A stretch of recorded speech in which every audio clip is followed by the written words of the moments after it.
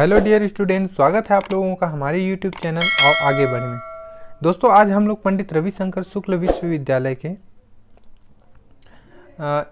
Final BA final year का history का paper second का आंसर डिस्कस करने जा रहे हैं। ओके, तो इस क्रम में देखते हैं कि यूनिट नंबर फर्स्ट का जो अथवा वाला जो क्वेश्चन है, क्वेश्चन क्या है? कैसर विलियम्स द्वितीय की विदेश नीति की आलोचनात्मक व्याख्या करना है। ओके, तो कैसर विलियम सेकेंड की जो विदेश नीति की जो है ना आलोचनात्मक व्याख्या करना है उसका। ओके, तो इस क्रम में देखेंगे दोस्तों, आप लोगों के सामने एक क्वेश्चन आ रहा है, आंसर आ रहा है, इसको मतलब नोट डाउन करते जाइए। विलियम द्वितीय का राज्यारोहण है ना, कि ये उसका राज्यारोहण कैसे हुआ, फिर उसका पूरा डिटेल यहाँ पे दिया गया है ना। फिर देखते हैं अगले स्लाइड की तरफ जाते हैं, तो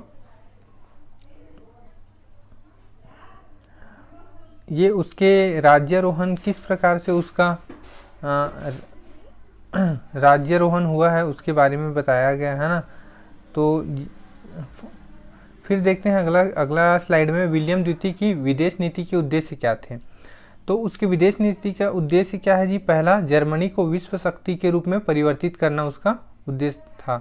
और क्या था? औपनिवेशिक विस्तार का नीति अपनाना था उसको, है ना।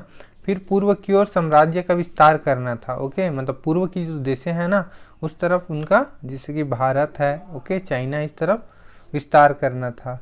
फिर जल सेना का सुदृढ़ीकरण भी करना था उसका। ओके, फिर नेक्स्ट देखते हैं जर्मनी तथा बाल्कन देशों के साथ उनका बाल्टिक नेशन है ना, उनके साथ का जो वो क्या रवैया रहा उसको आप लोग डिटेल से देख रहे हैं। फिर जर्मनी तथा विश्वव्यापी नीति, जर्मनी और उसके बाद विश्वव्यापी नीति क्या है उसको देख रहे हैं। ओके, फिर देखते हैं अगले, ग्रेट ब्रिटेन के साथ कैसे शत्रुता हुआ उसका। तो जो ब्रिटेन है ना अभी वर्तमान में, ग्रेट ब्रिटेन, उसके साथ कैसे शत्रुता हुआ उसका, क्या कैसे कैसे उसकी नीतियों के अनुसार उन लोगों का एक दूसरे का मन मुटाव हुआ, फिर कैसे तीर प्रतिद्वंदी टाइप के हो गए वो। फिर अफ्रीका संबंधी मतभेद, अफ्रीका में कैसा उसका मतलब क्या क्या किन किन नीतियों से क्या हुआ उसका मतभेद हुआ उसको बताया गया है। फिर नेक्स्ट पॉइंट में देखते हैं जर्मनी और तुर्की। तो जर्मनी का तुर्की के साथ कैसे रिलेशन रहा, क्या क्या घटनाएं सामने आई, किस प्रकार से उन लोगों के मध्य इतिहास का घटनाक्रम घटा उसको दिखाया गया है। ओके, फिर नेक्स्ट पॉइंट में देखते हैं जर्मनी और पूर्वी समस्या, जर्मनी के साथ पूर्वी देशों के साथ कैसे समस्याएं हुई उनको आप लोगों के सामने ये डिटेल से बताया गया है। ओके, फिर देखते हैं नेक्स्ट स्लाइड में, तो वही क्या बोलते हैं जो नीतियों के साथ उसके मतलब विदेशी नीतियों के साथ कैसे कैसे समस्याएं उत्पन्न है उसको बताया गया है। फिर लास्ट में इसका संपूर्ण निष्कर्ष निकाला गया है कि कैसर की विदेश नीति की समीक्षा करते हुए, है ना, उसका समीक्षा करते हुए पूरा उसका क्या बोलते हैं कंक्लूजन निकाला गया है। फिर चलते हैं अगले क्वेश्चन की तरफ। अगला क्वेश्चन है यूनिट नंबर 2। यूनिट नंबर 2 का जो प्रश्न क्रमांक 2 है वो आप लोगों के सामने इस प्रकार है, रूस जापान युद्ध के कारणों का वर्णन करना है। ओके, तो रसिया और जापान के युद्ध के क्या क्या कारण थे एवं उनके क्या क्या परिणाम हुए उनका टोटल वर्णन करना है। ओके, तो युद्ध के कारण में देखते हैं सिमोनोस्की की संधि पर त्रिपक्षीय हस्तक्षेप हुआ। ओके, तो ये उसका प्रमुख सर्वप्रथम और प्रमुख कारणों में आप लोग देख रहे हैं। तो फिर नेक्स्ट स्लाइड में क्या है जी? मंचूरिया का प्रश्न, तो उसका सेकंड कॉज क्या है, सेकंड कारण है आप लोगों के लिए मंचूरिया का प्रश्न। तो रूस एवं जापान के साथ जो जो घटना घटी है उसके बारे में यहाँ पे दिखाया गया है। ओके, फिर नेक्स्ट टॉपिक की ओर चलते हैं। जापान के कोरिया में सबसे प्रबल एवं प्रभावी राजनीतिक व्यवहारिक व्यवस्था, है ना, अपनी सुरक्षा के दृष्टिकोण रखते हुए न तो वह अपने हितों को छोड़ सकता और न ही अन्य इसको फिर नेक्स्ट टॉपिक में देखते हैं आप लोग, ये इंग्लैंड एवं जापान, जापान के चीन में इंग्लैंड, मतलब इंग्लैंड के साथ है ना जापान की किस प्रकार संबंध रहा उसको बताया गया है यहाँ पे इस स्लाइड में। दोस्तों जैसे कि मैं बता दूं कि हमारा एक और यूट्यूब चैनल है, Rajesh sir English is easy, तो उस चैनल में आप लोग जाइए और उसको सब्सक्राइब कीजिए। वहाँ पे बेसिक एंड एडवांस ग्रामर सिखाया जाता है और स्पोकन इंग्लिश का कोर्स भी कराया जाता है। ओके, तो दोस्तों हम लोग उस चैनल में अगले मंथ से एक नया 3 महीने का एक नया कोर्स लाने वाले हैं, जिसमें आप लोगों को बेसिक एंड एडवांस ग्रामर सिखाया जाएगा और साथ ही साथ स्पोकन इंग्लिश का भी कोर्स कराया जाएगा, जो कि टोटली फ्री ऑफ कॉस्ट रहेगा। तो आप लोग उस चैनल में जाइए, जुड़िए और उसके साथ अपनी इंग्लिश को बेहतर बनाइए, है ना। तो अब देखते हैं दोस्तों इस क्वेश्चन में, मतलब ये जो क्या कारण रहा है उसके बारे में हम लोग रूस और जापान में जो युद्ध हुए हैं रूस और जापान का, तो उसका क्या कारण है उसको डिस्कस कर रहे हैं। इसमें इस क्रम में है एशिया पर क्या प्रभाव पड़ा है। ओके, तो इस क्रम में उसका प्रभाव क्या पड़ा है एशिया पर, उसको यहाँ पर डिटेल से दिखाया गया है।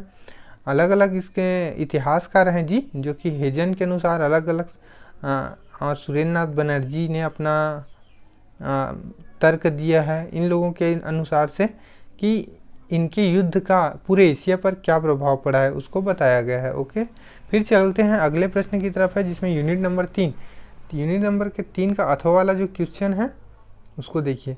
1917 की रूसी क्रांति के कारणों पर लेख लिखना है। ओके, तो जो रूस में जो सबसे बड़ी क्रांति हुई थी 1917 में रूसी क्रांति, है ना, लेनिन के नेतृत्व में, तो उसमें किस प्रकार से साम्यवाद का मतलब उदय हुआ था, है ना, उसके आधार पर ये क्रांति हुई थी। तो क्रांति का कारण क्या है।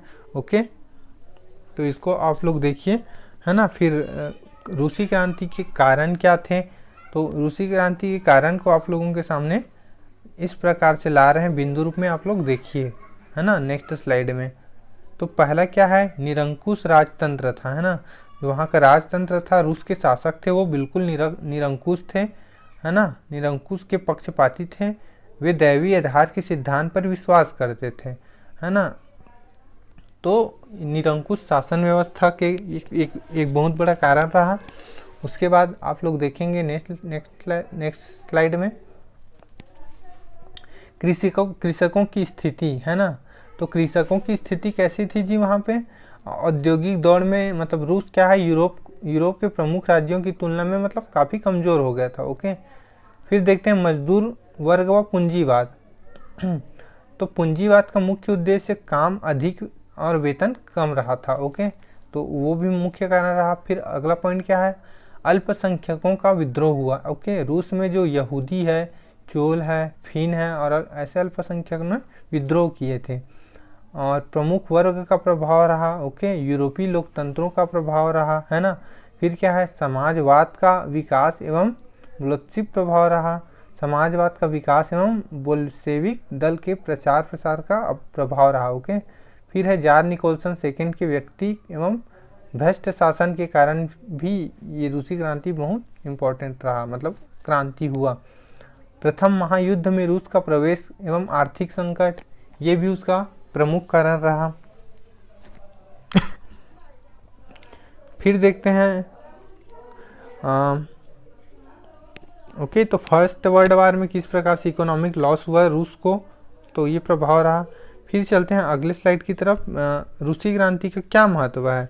तो रूस क्रांति 1930 के निम्नलिखित महत्वपूर्ण मतलब परिणाम निकलते हैं, जिसको पॉइंट वाइज आप लोगों के सामने दर्शाया गया है। तो ये पॉइंट को आप लोग नोट डाउन करते जाइए। ओके, फिर दोस्तों चलते हैं अगले प्रश्न की तरफ, है ना। तो यूनिट 4 में चलते हैं ना। अगला क्वेश्चन जो अथवा के बाद वाला क्वेश्चन है, फासिस्टवाद के उदय के कारणों पर प्रकाश डालिए, है ना। तो फासिस्टवाद क्या है, वो कैसे उदय हुआ उसका, है ना, उस पर उसके कारणों पर प्रकाश डालना है। ओके, तो इटली में फासिस्टवाद का उदय हुआ जी, ये आप सभी को पता है ना। और फासिदवाद को सबसे ज़्यादा प्रमोट करने वाले कौन थे? हिटलर जी, ओके, मुसोलिनी, हिटलर, ओके। तो ये है उसका आंसर है ना, इटली में मुसोलिनी के प्रभाव, फासिदवाद, उसका क्या वाद है उसको आप लोगों को इसको आंसर में डिफाइन करना है, ओके। तो ये कब की घटना है? प्रथम विश्व युद्ध में, है ना, उस समय की घटना है। तो प्रथम विश्व युद्ध का आप लोगों को तो पता ही होगा। एक मित्र राष्ट्र थे और एक धुरी राष्ट्र थे। तो मित्र राष्ट्र में कौन थे? ब्रिटेन, अमेरिका, जापान, है ना, और नहीं सॉरी, ब्रिटेन, अमेरिका और फ्रांस। और इसमें धुरी राष्ट्र में कौन कौन थे?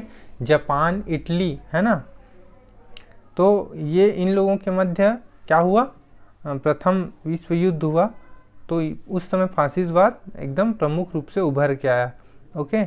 तो फासिस्टवाद होता है क्या है? इसमें इस तरह से कट्टरता होता है कि सीधा सीधा पूरा अपने दुश्मन का पूरा नस्ल को ही पूरा मतलब बर्बाद कर देना, मतलब उसको समाप्त कर देना, ऐसी अवधारणा रहता है फासिस्टवाद में, ओके। तो उसका क्या प्रभाव रहा है ये आप लोगों के सामने स्लाइड हो रहा है। प्रथम विश्व युद्ध में इटली की भूमिका का क्या प्रभाव रहा है ना। तो वो आप लोगों के लिए, वो इसको नोट डाउन कीजिए। फिर क्या है? संधि जनित बंटवारे में इटली की उपेक्षा, है ना। फिर जिसमें आप लोग देख सकते हैं, फिर युद्धोपरांत आर्थिक स्थिति क्या रही उसकी। फिर आप लोग देखेंगे इसमें देश में अव्यवस्था, किस प्रकार से देश में अव्यवस्था फैल गई थी, ओके। फिर देखते हैं अगले स्लाइड में साम्यवाद का क्या प्रभाव रहा, हिगेलवाद का विचार क्या रहा, भविष्यवादी आंदोलन। इन सब चीज़ों को आप लोगों को नोट डाउन करते जाना है अपने आंसर शीट में, ओके। भविष्यवादी आंदोलन, है ना। तो इसका सिद्धांत क्या है जी? फासीवाद के सिद्धांत है व्यक्तिवाद का विरोधी होता है, ओके। एक दल एक व्यक्ति का शासन होता है, मतलब एक ही दल होना चाहिए और एक व्यक्ति का शासन होना चाहिए। फिर जनतंत्र का विरोध होता है ना, विरोधी होता है पूरी तरह से, ओके। और उग्र राष्ट्रवाद का समर्थक होता है ये, ओके। सहकारी राज्य का समर्थक होता है, विश्व शांति का विरोधी होता है। इस प्रकार से इसकी ये विशेषताएं हैं। फिर चलते हैं नेक्स्ट क्वेश्चन यूनिट नंबर 5 की तरफ। तो यूनिट नंबर 5 में आप लोग देखेंगे प्रश्न क्रमांक 5, संयुक्त राष्ट्र संघ की उपलब्धियों पर प्रकाश डालिए। संयुक्त राष्ट्र, यूनाइटेड नेशन, ओके। तो यूनाइटेड नेशन ऑर्गेनाइजेशन, ये आप लोगों को पता है ना। ये एक्चुअल में कब सामने आया? 1945 में उभर कर आया, है ना, द्वितीय विश्व युद्ध के पश्चात। मतलब विश्व में इस तरह से विध्वंसक युद्ध ना हो, इस पर रोक लगाने के लिए इस संस्था का गठन किया गया। इस समय मतलब प्रथम तो आप लोगों को पता है कि यूनाइटेड नेशन के ऑर्गेनाइजेशन के उदय के बाद बहुत से राष्ट्र क्या हुए हैं? आज़ाद हुए हैं ना। जो बहुत से राष्ट्र यूरोपियन देशों के गुलाम थे, औपनिवेश थे, वो सब क्या हुए? आज़ाद हुए, ओके। ये अटलांटिक चार्टर से मतलब शुरुआत हुआ इसका, है ना, यूनाइटेड नेशन। फिर उस प्रकार से फिर बना है, आप लोगों को पता ही है। तो इसमें बताना क्या है? उसकी उपलब्धियों, क्या क्या उपलब्धियां हैं, किस प्रकार से हिंसा को रोका गया, इंटरनेशनल वॉर को रोका गया, है ना, और पूरा उसके ऊपर कंट्रोल किया गया। उसको आप लोगों को मतलब इसमें उसके प्रकाश डालना है ना, उसके क्या क्या परिणाम हुए। इस प्रकार आप लोग देख सकते हैं सुरक्षा परिषद है, जनरल असेंबली है ना। तो ये सब इसके 6 प्रमुख क्या है? ऑर्गेनाइजेशन है, ओके। अंतर्राष्ट्रीय मजदूर संघ है, खाद्य एवं कृषि संस्थान है, विश्व स्वास्थ्य संस्था है ना, अंतर्राष्ट्रीय मुद्रा कोष है, विश्व बैंक जिसको बोलते हैं, है ना, अंतर्राष्ट्रीय बैंक है, इंटरनेशनल बैंक है, ओके। तो इस प्रकार से ये इनकी संस्थाएं हैं। उड्डयन संस्था है ना, अंतर्राष्ट्रीय उड्डयन संस्था, विश्व डाक संघ है, अंतर्राष्ट्रीय शरणार्थी संघ है, अंतर्राष्ट्रीय न्यायालय है, ठीक है, अंतर्राष्ट्रीय मजदूर संघ है। ये सब चीज़ें क्या है? शांति एवं सुरक्षा परिषद है, ओके, सिक्योरिटी काउंसिल है। तो ये सब चीज़ें क्या है? इनकी संस्थाएं हैं, ओके दोस्तों। तो इस प्रकार से आप लोगों को यूनाइटेड नेशन के क्या क्या मतलब फ़ायदे हुए विश्व को, उसको आप लोग यहाँ पे दर्शा सकते हैं, ओके। तो इस क्रम में आप लोग देख रहे हैं जैसे कि कांगो की एकता बनाए रखना, कश्मीर में युद्ध विराम कराना, ये इसकी क्या है, उपलब्धियां हैं। तो फिर क्या है, ये स्वतंत्रता का प्रतीक है। संयुक्त राष्ट्र संघ में साम्राज्यवाद और उपनिवेश को समाप्त करने के बहुत सहायता की है। इससे इसने क्या किया, जो साम्राज्यवादी था ना, है ना, कई देश साम्राज्य का विस्तार करते थे, तो उसके वो ख़त्म किया, लोकतंत्र को आगे बढ़ाया है। ओके, आर्थिक एवं सामाजिक ये मतलब विकास हुआ है। अंतर्राष्ट्रीय विधि का विस्तार किया गया है। इंटरनेशनल जो क्या बोलते हैं न्यायालय बना है ना, तो इसमें क्या है, एक दो देशों की लड़ाई पर यहाँ पे या फिर कुछ भी मुद्दे रहते हैं उसका सुनवाई होता है यहाँ पर। राष्ट्रसंघ की असफलता के कारण भी बताना है आप लोगों को। ओके, तो वर्साय की संधि, अमेरिका का असहयोग। ओके, फिर और क्या है, इसमें संवैधानिक दोष है, सदस्यता ऐच्छिक है, ये है ना, चाहे तो मर्जी से ले सकते हैं और कभी भी छोड़ सकते हैं। सेना संबंधी है ना कुछ समस्याएं रहती हैं, युद्ध का पूर्ण निरोध नहीं कर पाते ये, तो ये इनकी क्या है, कमियां हैं, असफलताएं हैं। तो इसको आप लोग समझ सकते हैं।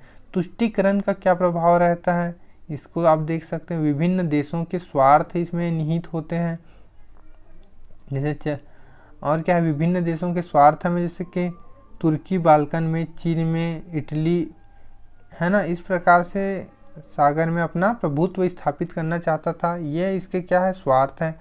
आर्थिक विप्लव भी है उसमें। ओके, तो दोस्तों ये हमारे YouTube चैनल है, आओ आगे बढ़ें। तो दोस्तों आप लोगों का पेपर अच्छा जाए, आप लोगों का दिन मंगलमय हो। Thank you.